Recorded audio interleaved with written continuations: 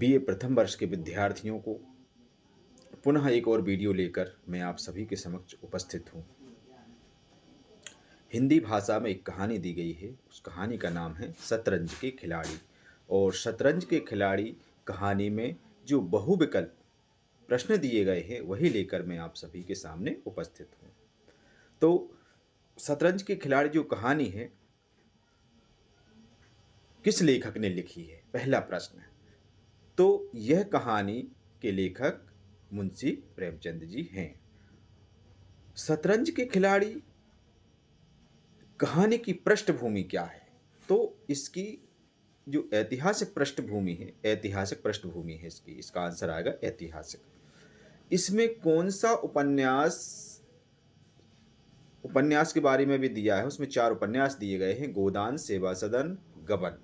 तो यहाँ पूछा गया है कि कौन से उपन्यास प्रेमचंद के द्वारा लिखे गए हैं। तो गबन भी प्रेमचंद ने लिखा है, सेवा सदन भी लिखा है और गोदान भी लिखा है। तो इस प्रकार से 3 उपन्यास प्रेमचंद के द्वारा लिखित हैं।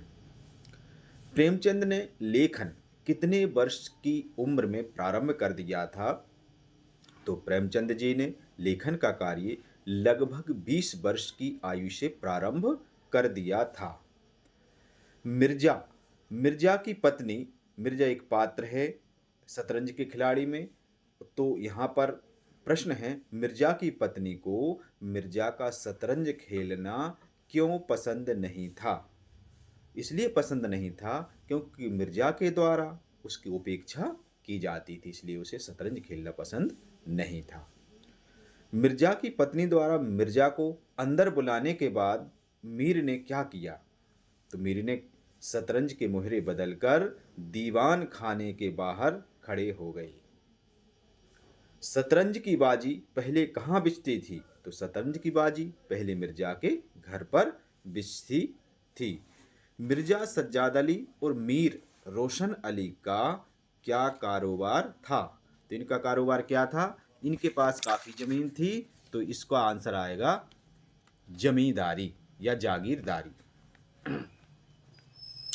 मिर्जा की बेगम ने मिर्जा को कहाँ जाने को कहा था? तो मिर्जा की बेगम ने मिर्जा को हकीम के पास जाने के लिए कहा था।